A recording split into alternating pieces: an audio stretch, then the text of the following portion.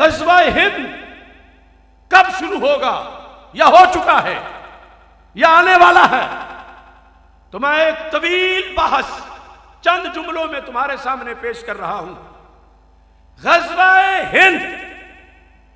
دور صحابہ سے شروع ہوا، اور اس کے حوالہ جات میں عرض کرتا ہوں۔ دور صحابہ رضی اللہ تعالی عنہم سے شروع ہو کر پھر محمد بن قاسم، پھر محمود غزنوی، پھر شہاب الدین غوری، پھر پاکستان کا قیام، پھر پاکستان غزوہ ہند کا مورچہ،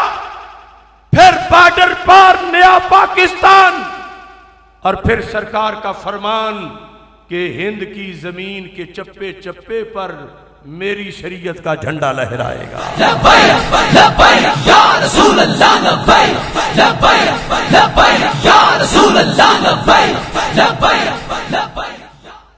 اب آپ کو اس میں بہت دلچسپی محسوس ہوگی اس بات میں بھی کہ سرکار دو عالم صلی اللہ علیہ وسلم نے جو وعدہ کیا تھا کہ غزوہ ہند ہوگا، تو پہلا عمل اس وعدے کے مطابق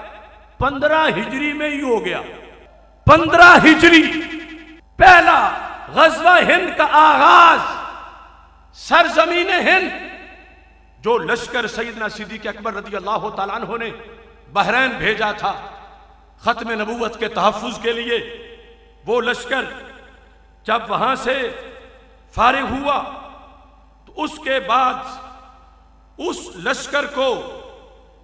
عثمان بن ابی العاص، جو اس لشکر کے کمانڈر تھے اور صحابی تھے،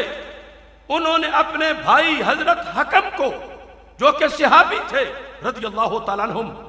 ان کو غزوہ ہند کے لیے بر صغیر کی طرف روانہ کیا۔ یہ لکھا ہے موجم البلدان کے اندر،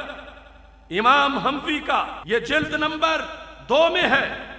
وَالدِّیبَ الْمَدِینَ عَلَى سَاحِلِ بَحْرِ الْہِنْد وَوَجَّهَ إِلَيْهِ عُثْمَانُ أَبِي الْعَاص أَخَاهُ الْحَكَمْ فَفَتَحَهُ۔ یہ دیبل وہ جگہ ہے جہاں آج شہر کراچی ہے، اور دیبل کی طرف یہ پہلا ابتدائی غزوہ تھا۔ دوسرا راجہ دہر کے مقابلے میں محمد بن قاسم کا تھا۔ یہ پہلا جس میں صحابی آئے تھے، یہ اللہ کے فضل سے 15 ہجری دیبل پر حملہ ہوا، اور یہ المعارک الاسلامیہ فی الہند، اس کے اندر تفصیل کے ساتھ ان کو العقد الثمین اور تاریخ یعقوبی کے حوالے سے بیان کیا گیا، یہاں تک کہ صحابہ کا کابل تک آنا، اس کا تذکرہ تو سنن ابی داؤد میں بھی ہے۔ یہ سنن ابی داؤد صلاۃ خوف کا جو باب ہے، اس میں صحابی رسول حضرت عبد الرحمن بن سمرہ، ان کا تذکرہ کرتے ہوئے امام ابی داؤد نے یہ لکھا ہے، کہتے ہیں حدیث نمبر 1241، انہم غزو ما عبد الرحمن ابن سمرہ کابل فصلی بنا صلاۃ الخوف،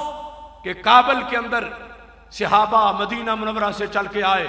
اور یہاں عبد الرحمن بن سمرہ نے نماز خوف بھی پڑھائی۔ اس کا تذکرہ یہاں پر موجود ہے، اور کابل کا محل وقوع کہ یہ ہند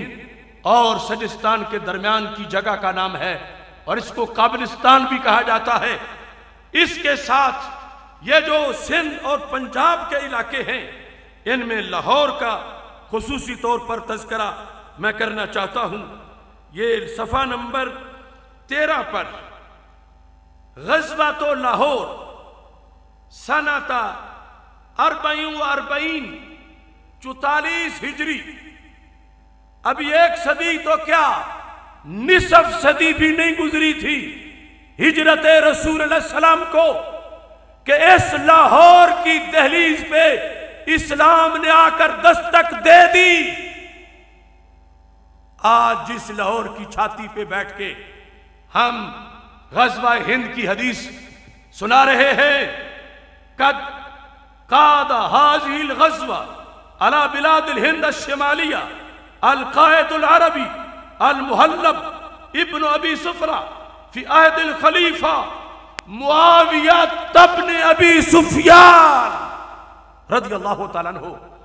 حضرت امیر معاویہ رضی اللہ تعالیٰ عنہ کا بھیجا ہوا اسلامی جرنیل حضرت محلب جو بہت بڑے تابعی تھے،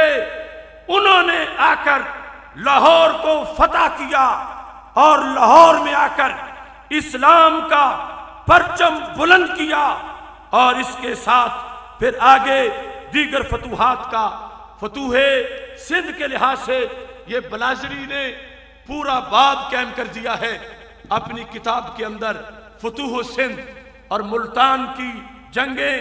راجستان بلوچستان کے غزوات، ان سب کا تذکرہ اس میں کیا گیا، اور یہ بھی واضح کیا گیا کہ حیدرآباد کا اس وقت نام نیرون تھا اور اس کو بھی 93 ہجری میں فتح کر لیا گیا تھا۔ تو یہ صورتحال وعدنا رسول اللہ صلی اللہ علیہ وسلم غزوۃ الہند اس کے لحاظ سے بیان کی گئی، اور جامع امام ابن کثیر نے النہایہ کے اندر اس کا تذکرہ کیا کہ خراب السند من الہند و خراب الہند من السین۔ یہ بھی عجیب راز ہے کہ سندھ ہند سے خراب ہوگا اور ہند چین سے خراب ہوگا اور چین ریت سے خراب ہوگا، یعنی بالآخر، اور پھر جا کر دوبارہ اسلام کو غلبہ ملے گا اور بیت ابیض تک رسائی کی خوشخبری ہمارے آقا صلی اللہ علیہ وسلم نے سنائی ہے، اور اس میں یہ بات واضح کی گئی کہ ایک تھے جزوی حملے اور ایک باقاعدہ جو راجہ دہر کے مقابلے میں حضرت محمد بن قاسم نے حملہ کیا اور فتوحات کا سلسلہ آگے بڑھا۔ اس بنیاد پر بلازری کی فتوح البلدان میں یہ واضح کیا گیا ہے کہ حضرت عمر رضی اللہ تعالیٰ عنہ نے سروے کرایا تھا بحری جنگ کا، لیکن مکمل لشکر نہیں بھیجا کہ ابھی مزید ہماری قوت بڑھنی چاہیے۔ حضرت عثمان غنی رضی اللہ تعالیٰ عنہ نے بھی سروے کروایا، لیکن رپورٹ یہ دی گئی کہ اگر ہم ایران کی طرف سے ہند میں لوگ بھیجتے ہیں، علاقہ اتنا لمبا ہے، فوج تھوڑی ہوگی تو ویسے غالب نہیں آ سکے گی، زیادہ ہوگی تو اتنا ہمارے پاس راشن نہیں ہے۔ لیکن حضرت مولا علی رضی اللہ تعالی عنہ کا پہلا لشکر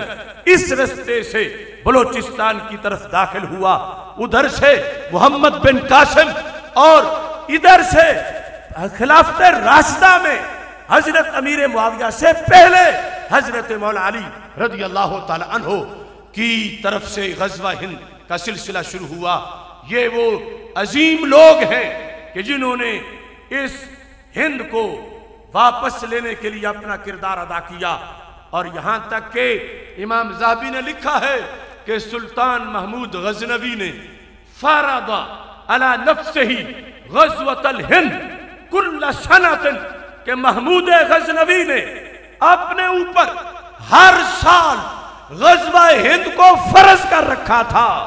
اور آپ جانتے ہیں وہ تصوف کی جس نسبت سے حملہ آور ہوئے، اور یہاں انہوں نے بتوں کا صفایا کیا، لہٰذا ہمارے پاس ڈاکومنٹس ہیں، رجسٹری ہے سرزمین ہند کی۔ ہم قبضہ کرنا نہیں چاہتے، قبضہ چھڑانا چاہتے ہیں۔ ہماری زمین ہے، ہمارے اللہ کی زمین ہے، ہمارے رسول صلی اللہ علیہ وسلم کی زمین ہے۔ آگے یہ کس طرح ہوگا اس کے حوالے یہ ڈھیر لگا ہے، اس میں موجود ہیں۔